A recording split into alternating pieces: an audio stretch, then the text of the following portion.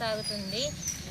మేము సమ్మె చేయడానికి కారణము గత 20 సంవత్సరాలుగా మేము ఐకేపీలో వివోఏగా పనిచేస్తున్నాము.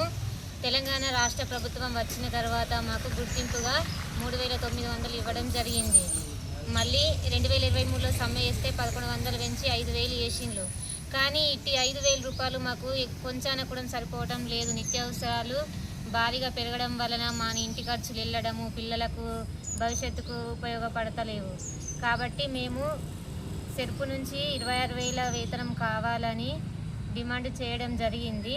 అలాగే మాకు ఇట్టి పనికి ఆరోగ్య భద్రత అట్లాంటివి లేవు కాబట్టి మాకు హెచ్ఆర్ పాలసీ కల్పించాలని కోరుతున్నాము. కొంచెం ఇట్టి డిమాండ్లకు సహకరించి గవర్నమెంట్ మాకు తొందరగా జీతం పెంచాలని కోరుతున్నాము. మేము చాలా పనులు చేస్తున్నాము. ప్రతి ఒక్క పనిలో మా ఇన్వాల్వ్మెంట్ ఉంటుంది.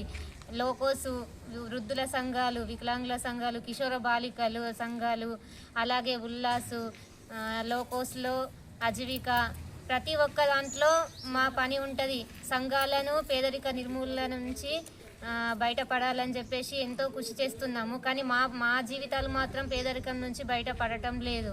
కాబట్టి మమ్మల్ని అందరినీ దృష్టిలో ఉంచుకొని గవర్నమెంటు మమ్మల్ని సహకరించి మాకు జీతం పెంచాలని కోరుతున్నాము.